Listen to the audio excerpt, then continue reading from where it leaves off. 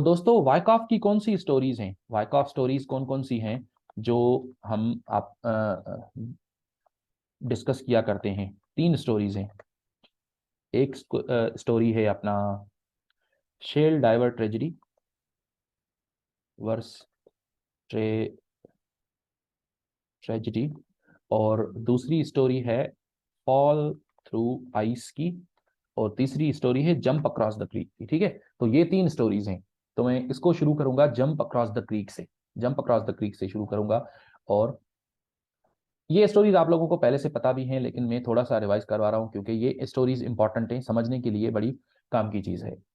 और जब हम स्टोरीज के थ्रू समझते हैं चीज़ों को, तो हमारी अंडरस्टैंडिंग काफ़ी इम्प्रूव हो जाती है मार्केट के बारे में। तो अच्छा, यहाँ पे एक बॉय स्काउट था, और उसने जो है बॉय स्काउट, उसने क्या किया, उसको एक नदी पार करनी थी, नहर पार करनी थी उसको। तो वो नहर पार करने के लिए उसने कोशिश। कहाँ से कोशिश की? ये वाली जो है, ये वाला ये नहर है, ये ब्लू वाली लाइन जो है ये नहर है, ठीक है। और ये यहाँ पे नदी के इस पार जो है ये जंगल है, दरख्त हैं। तो उसने क्या किया, उसने जंगल से यहाँ से निकला, वो नदी पार करने के लिए उसने कोशिश की, लेकिन वो उसको रास्ता ठीक से नहीं मिला, तो वो वापस आ गया जंगल की तरफ। एक दिन रेस्ट की उसने, फिर दूसरे दिन निकला और दोबारा नदी को पार करने की कोशिश की, लेकिन नहीं कर पाया क्योंकि वहां भी रास्ता ठीक नहीं था। तो तीसरे दिन वो जंगल के अंदर चला गया, बिल्कुल दरख्तों के अंदर जाकर वहां पे वो सो गया। वहां पे रेस्ट किया, रेस्ट करने के बाद अगले दिन वो निकला वहां से, और फिर निकल के तीसरी बार उसने जब रास्ता देखा तो उसको रास्ता मिल गया। और उसको ऐसा रास्ता मिला जहां पे नदी काफी गहरी नहीं थी, पानी गहरा नहीं था, और वो काफी चौड़ा भी नहीं था, यानी डिस्टेंस थोड़ा सा था। तो उसने यहाँ पे जंप मारा, जंप। तो क्रीक क्या होती है? क्रीक यानी नदी। तो ये जो है ये क्रीक है, ठीक है, ये क्रीक है, ये नदी है। तो क्रीक से उसने जब जंप मारा यहाँ पे, तो इस वाले जंप को हम क्या बोलते हैं? ये जो जंप था अप साइड पे, इस जंप को हम बोलते हैं jump across the creek, Jack. Jump across the creek उसने लगाया, जैक। और फिर जंप अक्रॉस द क्रीक के बाद, नदी के उस पार जाने के बाद, वो काफी आगे निकल गया। फिर वो वापस आया, उसने सोचा कि यार पाँव मेरे जो है ना वो काफी गर्म हो गए हैं और खराब भी हो गए हैं, गर्मी है बहुत। तो वो वापस आया, अपने पाँव पानी में भिगो के, पाँव धोकर एक दिन यहाँ पे रेस्ट किया, यहाँ पे रेस्ट करके, और फिर वो अगले दिन यहाँ से चला गया, परली साइड पे चला गया जंगल के। तो इस वाली स्टोरी को हम क्या बोलते हैं? इसको हम बोलते हैं जंप अक्रॉस द क्रीक। और जो वापस आकर यहाँ पे इस पॉइंट पे जो बॉय स्काउट रेस्ट करने आया, इस पॉइंट को हम बोलते हैं back up to the edge of the creek, BUAC for short. Short इसको आप ब्यूअक बोल सकते हो, back up to the edge of the creek. अब हमारे लिए इसमें क्या लेसन है? इसमें लेसन ये है कि ये जो बॉय स्काउट था, ये यहां से आया था, उस पार से आया था, है ना।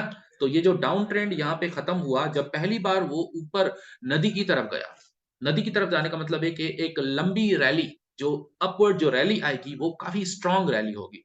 आप देख सकते हो कि ये वाली जो रैली है, ये वाली रैली इतनी अच्छी नहीं है, लेकिन यहाँ टच करने के बाद अब ये जो रैली है ये बड़ी स्ट्रांग रैली है। तो इस रैली को हम बोलते हैं ऑटोमेटिक रैली।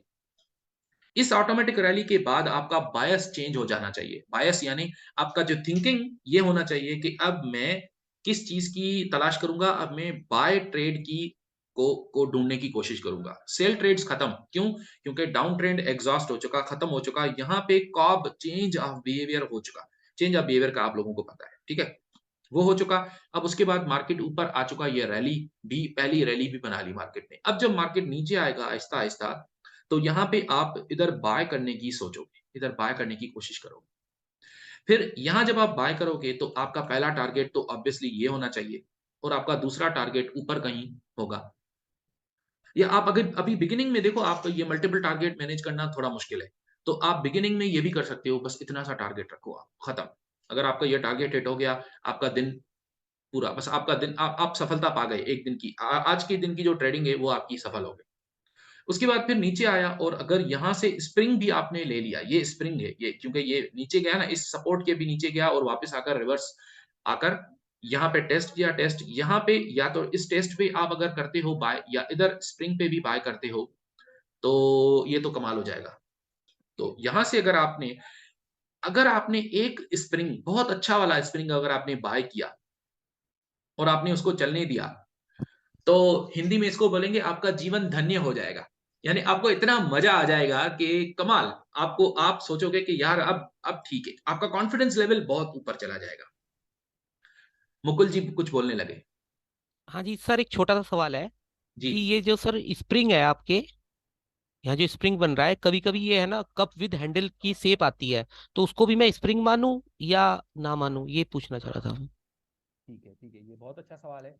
अब जो कप विथ हैंडल है ना, वो उसके अंदर एक थोड़ा सा फर्क ये है कि कप विथ हैंडल के अंदर जब हैंडल बन रहा होता है ना, ऊपर हैंडल बन रहा होता है, वहां पे स्प्रिंग बने तो फिर आप बाय करोगे। एक तो ये, और दूसरा जब कप का जो जो नीचे वाला हिस्सा है ना, वहां पे कप के नीचे वाले हिस्से में बिल्कुल जो नीचे यहाँ पे इधर इधर इधर कप के इधर, यहाँ जब मार्केट पहुंचा है, तो इधर भी जब स्प्रिंग बने, यहाँ पे जब स्प्रिंग बने तो आप बाय करोगे। और फिर यहाँ पे ये जो हैंडल बन रहा है, जब उस हैंडल के अंदर भी स्प्रिंग बने तो आप बाय करोगे।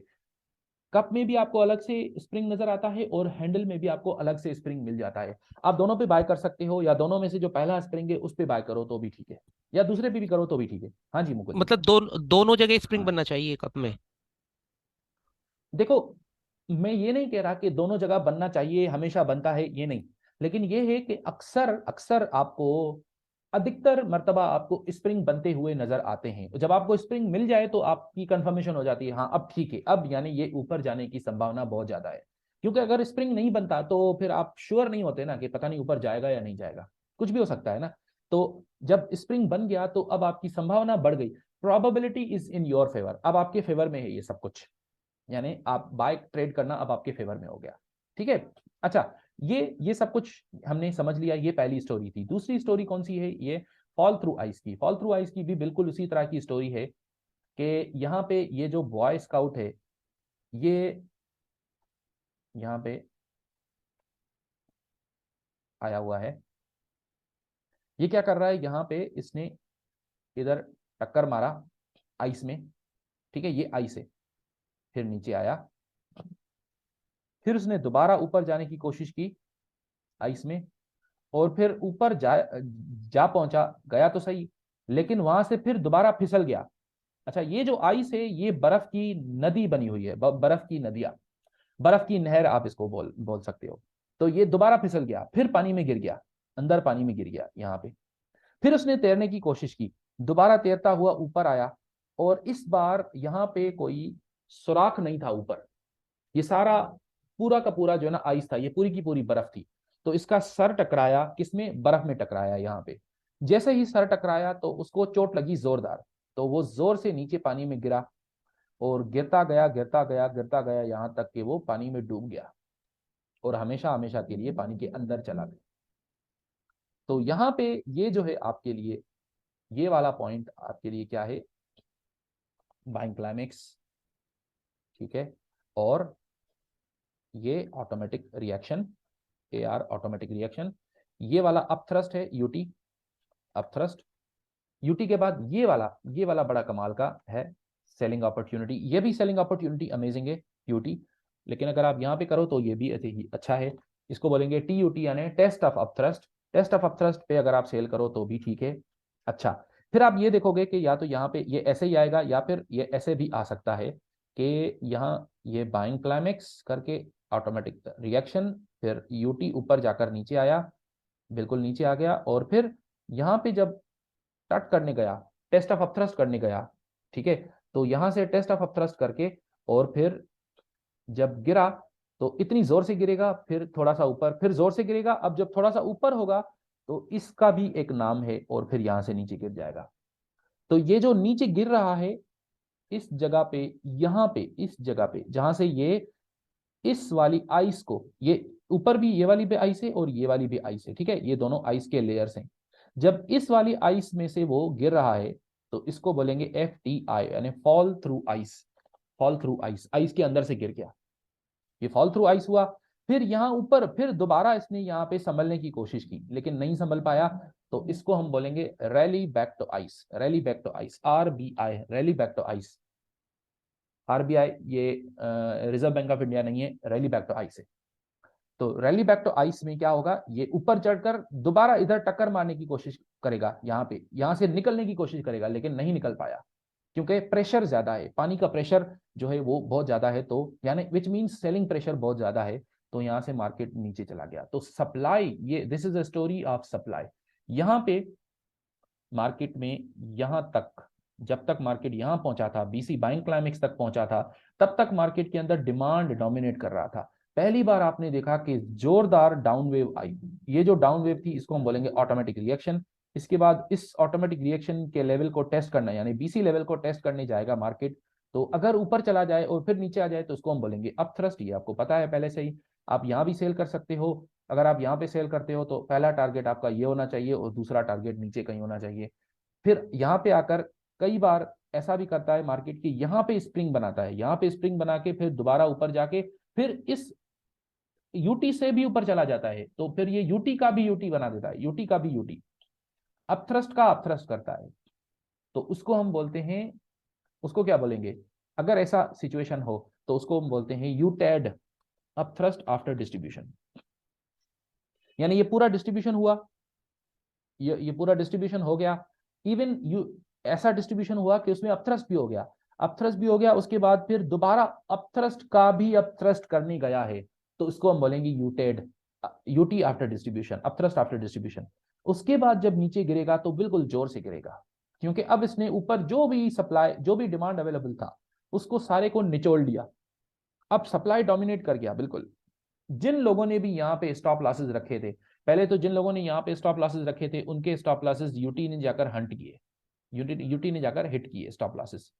फिर दोबारा जिन लोगों ने यूटी पे सेल किया और अगर उन्होंने एग्जिट नहीं किया यहाँ पे, या चलो टुकड़ा उन्होंने रखा भी था, तो इन लोगों के स्टॉप लॉसेस यहाँ पे पड़े होंगे ना, ऊपर यूटी के ऊपर स्टॉप लॉस पड़ा होगा ना, तो यहाँ पे बहुत सारे, इसको बोलते हैं क्लस्टरिंग ऑफ स्टॉप लॉसेस। यहाँ पे एसएल का क्लस्टर, बहुत बड़ा क्लस्टर, यहाँ पे जो है ना 50,000 स्टॉप लॉसेस पड़े होंगे।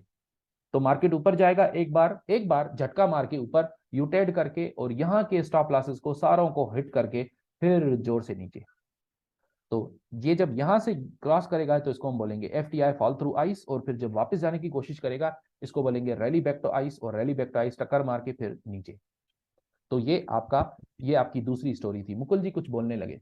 सर ये यूटी और यूटेट को थोड़ा सा एक बार और एक्सप्लेन कर दीजिए सर, ऊपर से निकल गई मेरे तो सारी बातें। ठीक है, तो यूटी क्या होता है, यूटी एक सिंपल कॉन्सेप्ट है। यूटी ये है कि अगर मार्केट ने कोई रेजिस्टेंस बनाया था, मार्केट ने कोई रेजिस्टेंस लेवल बनाया था यहाँ पे, तो अब दोबारा जब मार्केट उसको रेजिस्टेंस को क्रॉस करे तो इसको हम बोलते हैं फॉल्स ब्रेकआउट। फॉल्स ब्रेकआउट यानी आपको एक फॉल्स सिग्नल मिलता है कि अब मार्केट यहाँ से ऊपर चढ़ने लगा है, तो जल्दी से बाय कर लो। बहुत सारे लोग यहाँ पे बाय करते हैं। ये यूटी करने का फायदा, दो फायदे हैं मार्केट को, मैं बताता हूं वो, लेकिन यहां से ऊपर जाएगा और फॉलो थ्रू नहीं करेगा। फॉलो थ्रू यानी अपवर्ड चलता नहीं जाएगा, बल्कि थोड़ा ऊपर जाकर और फिर नीचे गिर पड़ेगा ऐसे, तो इसको बोलेंगे हम यूटी, सिंपल है ना। ये वाला पॉइंट यूटी हुआ। अच्छा, यूटी का एक एंकर होता है और एक यूटी होता है सिंपल। ये वाला एंकर है, इसका एंकर, यानी जिस पॉइंट का अप थ्रस्ट किया मार्केट ने उस पॉइंट को हम बोलते हैं एंकर, और इस पॉइंट को तो हम सिंपल यूटी बोलते हैं। यूटी में दो काम होते हैं, एक तो मार्केट जो है वो क्या करेगा, जिन लोगों ने यहां पे सेल किया, इधर बीसी बाइंग क्लाइमेक्स पे जिन लोगों ने सेल किया था यहाँ पे, उन लोगों ने एसएल रखा होगा यहाँ पे ना, इधर एसएल रखा होगा, और टीपी शायद यहाँ पे रखा होगा या नीचे और कहीं रखा होगा।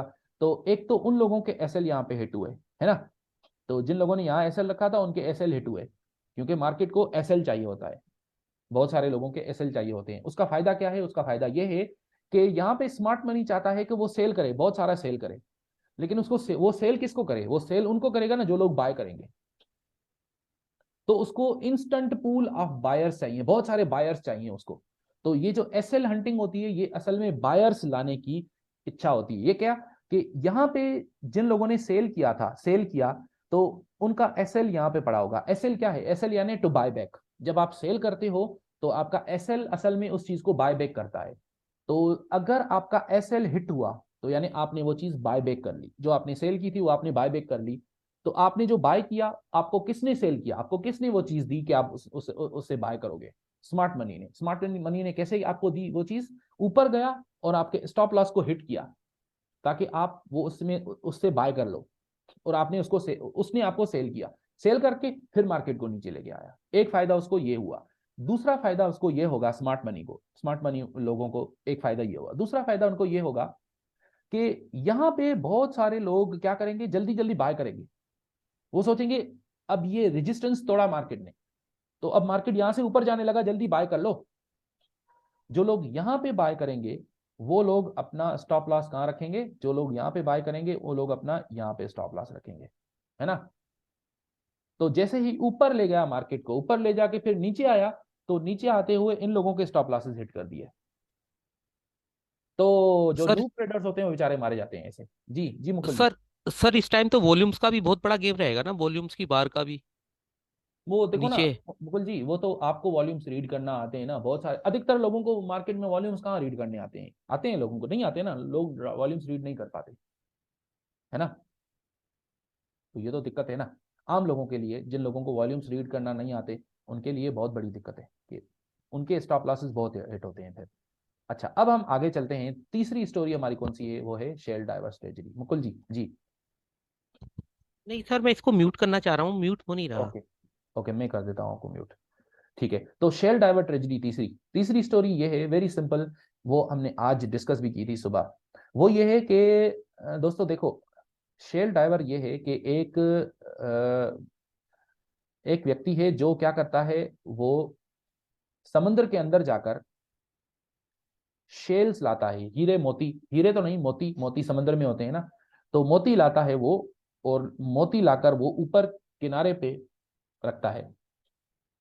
तो ये हो गया आपका किनारा, ये ऐसे, ठीक है? तो ये किनारा है, और ये समंदर में वो गया, ये उसने डुबकी मारी, नीचे नीचे गया, यहां से एक मोती उठाया, यहां से मोती उठाया, ऊपर आकर यहाँ पे रखा, इधर इधर रखा। ये सतह समंदर है, ये समंदर का लेवल है, ठीक है? और तकरीबन ये किनारा है, ये किनारा है, ठीक है? ऊपर ये वाला किनारा है। तो उसने डुबकी मारी, किनारे पे आकर मोती रखा, दूसरी डुबकी मारी, मोती उठाया समंदर से, ऊपर आकर रखा, फिर तीसरी डुबकी मारी, यहां से एक मोती मिला, ऊपर आकर रखा, चौथी डुबकी मारी, यहां से मोती उठाया, फिर यहाँ एक और मोती नजर आया, वो भी उठा लिया, ऊपर जाकर यहाँ किनारे पे रखा। फिर वो नीचे गया मोती उठाने, इस बार वो इतना नीचे चला गया, यहाँ पे, इस बार वो बेचारा इतना नीचे चला गया समुद्र में कि वो वापस नहीं आ पाया। यहां पे उसने वापस आने की कोशिश की, लेकिन उसकी सांस खत्म हो गई। यहां वापस आने की कोशिश कर रहा है, क्यों सांस खत्म हो गई? क्योंकि वो इतनी जोर से नीचे गिरा था, इतनी जोर से नीचे गया समुद्र में कि वापस आते आते उसकी सांस फूल गई, खत्म हो गई उसकी सांस, और वो नहीं बच पाया, और यहीं से वो डूब गया नीचे। फिर यहां पे उसने दोबारा, इस जगह पे उसने एक बार फिर दोबारा यहां से रिकवर करने की कोशिश की, ऊपर चढ़ने की कोशिश की। बहुत हाथ पांव चलाने के बाद वो थोड़ा ऊपर आया जरूर, लेकिन आके आते साथ ही यहाँ पे फिर उसकी सांस खत्म हो गई, तो वो फिर नीचे ही चला गया। फिर यहां उसने तीसरी बार, यहाँ पे उसने तीसरी बार, इस जगह पे, इस वाले बार में उसने तीसरी बार कोशिश की ऊपर चढ़ने की, तैरने की। थोड़ा सा ऊपर तैर पाया, लेकिन फिर उसकी सांस खत्म हो गई और वो नीचे चला गया। तो ये एक, ये ट्रेजेडी है एक शेल डाइवर की, जो शेल्स समंदर से निकालने गया था, लेकिन वो बेचारा यहां से इतनी जोर से आया कि यहां पे उसने निकलने की कोशिश भी की, नहीं निकल पाया, गिर गया। This is an example of a failed spring. आप ये देखो ना, अगर ये सपोर्ट है, टेस्ट को सपोर्ट को टेस्ट किया, ठीक है, बैक होल्डिंग में बना के टेस्ट किया, ऊपर चला गया, लेकिन इस बार इसने इतनी जोर से इसको टेस्ट किया, इस वाले रेजिस्टेंस को, कि ये असल में अपथ्रस्ट ही बन गया। तो जब ये अपथ्रस्ट बना, क्योंकि ये पहला, ये दूसरा, या चलो ये पहला दूसरा तीसरा, ये चौथा जो है ये तो अपथ्रस्ट था, ये सबसे ऊपर चला गया, और फिर अपथ्रस्ट करके जब नीचे आया तो इतनी जोर से नीचे गिरा कि अब जो स्प्रिंग बनेगा वो आप यहाँ पे ये वाला स्प्रिंग आप कभी भी बाय नहीं करोगे, गलती करोगे अगर आप यहाँ पे स्प्रिंग बाय कर रहे हो तो। इसका कॉन्टेक्स्ट भी बहुत मैटर करता है। एक तो आप इसको कॉन्टेक्स्ट में देखो ना कि ये असल में क्या बन रहा है, ये असल में एक ह्यूज डिस्ट्रीब्यूशन स्ट्रक्चर बन रही है। तो ये डिस्ट्रीब्यूशन स्ट्रक्चर की वजह से ये आपका यहां से जो गिरेगा ये अपथ्रस्ट बनेगा, तो यहां पे स्प्रिंग आपका फेल ही होगा। दूसरा आपका यहां पे ये वाला स्प्रिंग, अगर आप इसको गौर से देखो, ये वाला फेल्ड स्प्रिंग। तीसरा फेल्ड स्प्रिंग ये वाला ब्लू बार, फेल्ड स्प्रिंग। फिर ये वाला यहाँ पे पॉइंट बनाया, सपोर्ट लेवल बनाया, सेलिंग क्लाइमेक्स आप बोल सकते हो इसको, ऑटोमेटिक रैली, स्प्रिंग करने की कोशिश की, फेल, नीचे नीचे। क्योंकि फेल का मतलब है कि आपका स्टॉप लॉस अगर आपने जो भी रखा होगा वो आपका हिट हो जाएगा, यानी आप यहाँ पे स्टॉप लॉस रखोगे ना तो आपका स्टॉप लॉस हिट हो गया। तो ये जो फेल्ड स्प्रिंग्स की स्टोरी होती है ना, इसको हम बोलते हैं, क्या बोलते हैं इसको, शेल डाइवर्स ट्रेजेडी। क्योंकि ये डाउन ट्रेंड होता है तो डाउन ट्रेंड के अंदर आपके सारे के सारे स्प्रिंग्स क्या होंगे, फेल होंगे। आपके डाउन ट्रेंड के अंदर स्प्रिंग्स सक्सेसफुल नहीं होते। ये हमारे लिए एक सिंपल वो है, कहानी है, जिसको हम अगर फॉलो करें तो हमारा स्प्रिंग, फेल्ड स्प्रिंग को हम कभी भी ट्रेड नहीं करेंगे।